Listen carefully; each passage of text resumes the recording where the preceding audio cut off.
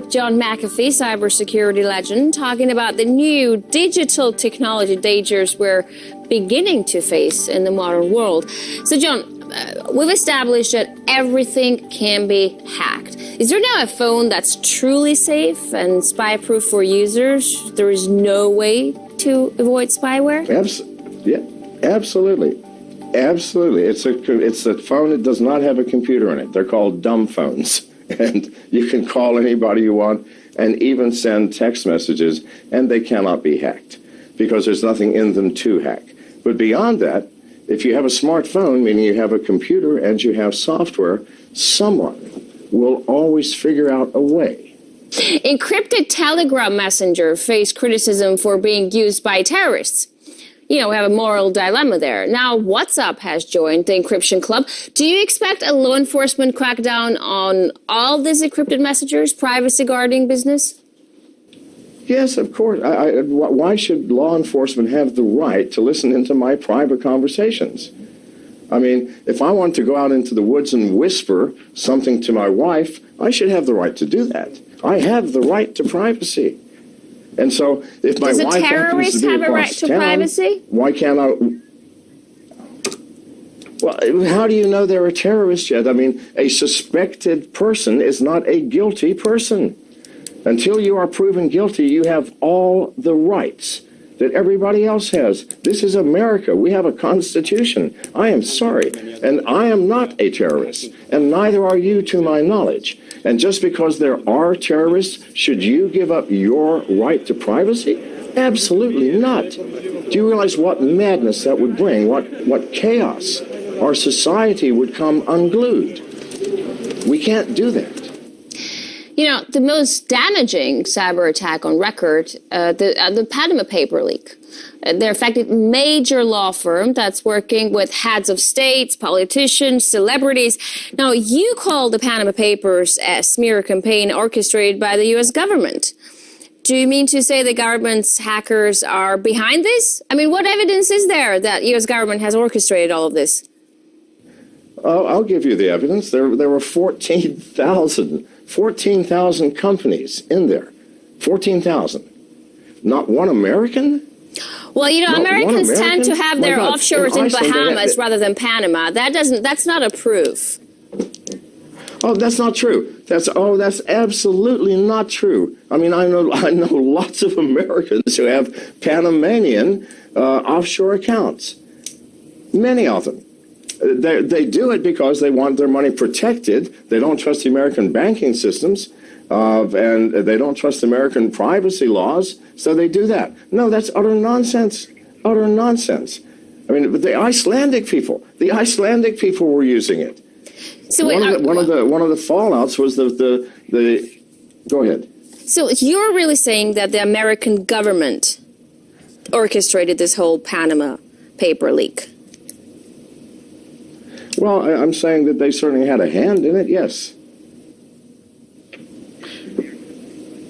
But what would be the reason? Why would they want to do that? Good. Well, half of it has already been expressed. Using these papers, America got to smear the government's enemies. Now who was released? Iran, Pakistan. I don't know why. I know why Iceland was in there because of they had. No. They had Cameron's family involved. Very powerful banks. They had Cameron's family involved. Yes. They had Azerbaijani family involved. They're all American allies. That was. But no. That was by very, very slight implication. Very slight implication. Directly the Prime Minister of Iceland. And look at all of the links that they tried to make to Syrian leaders and Palestinian leaders about drug money and weapons and all of these other things and terrorism. But not one word about America. So why would they do that? Number one, it lets us smear our enemies. And then you have to put a smattering of a few others to make it look legitimate.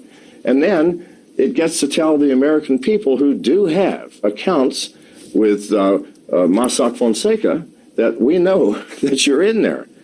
And suddenly, powerful American people have the government holding something over their head. You know how this works. You know how this works. This is politics in the world at large, not just in America. It's sad. It's tragic. It's heinous. But it's real. It is what happens. Please, governments become corrupt always. Power inevitably corrupts. And absolute power corrupts absolutely. Please, this is the truth of life since the beginning of the human race. And so our government, can you say our government is not powerful? If it is powerful, there is corruption somewhere in it to a very high degree. And so to imagine that the U.S. government would never do something like that, look at what our government has done. It has been spying on us, among other things, by an agency whose charter is to spy on foreign nations. I'm sorry. But on the other hand, Chinese hackers have allegedly breached U.S. government personal records. That was last year sometime. Why can't even the U.S. government protect its own data? Isn't that the question? Let's get back to why does the head of the FBI put a piece of tape over his camera lens thinking that is going to protect him? It is because we are very far behind. Obviously, the government says, no, we are very advanced in cyber warfare and cyber technology. If that's the case, why did you allow the Chinese to walk off with 21 million records from the Office of Personnel Management? Why did you let the Iranian government almost open the sluice gates on a power dam in New York? Why did you let Homeland Security get hacked? The Pentagon, the FBI, two 15-year-old boys hacked into the FBI's database and walked off with all the personal information of their undercover agents. Good gosh, if we know what we're doing, why is this happening to us? The only answer is we don't know what we're doing. We don't know what we're doing. It is obvious to anybody who wants to take a look. All right, John, I want to talk a bit about cyber war against terrorism. I mean, you've said that America is stuck in thinking that eavesdropping will be effective against terrorism. If that's the case, then why is there this monster of a surveillance system in place? But eavesdropping doesn't work, obviously. I mean, we've got one of the greatest eavesdropping organizations in the world. We're using all kinds of devices to listen in on people's conversations. Have we stopped a single terrorist attack? Not that I'm aware of. And why, if we could stop one, why can't we stop others? I mean, it takes us by surprise every time. So obviously, the eavesdropping technique is not working.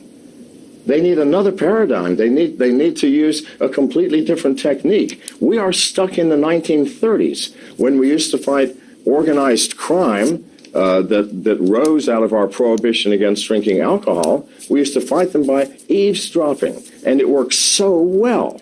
Well, that was 70 years ago. Please, the world has changed. Cyber technology has changed the need and the methodology for cyber science and cyber security systems and cyber surveillance. So I read you said that there is another way to use raw data and pattern analysis to identify terrorist cells and predict their actions. But if the nation's security services aren't using it, maybe it's not that effective after all. Well, I mean, logic would say that it's extremely effective. Extremely. We don't understand this yet in America. We still think that if we listen to the words that you say, that will tell us something. That is nonsense.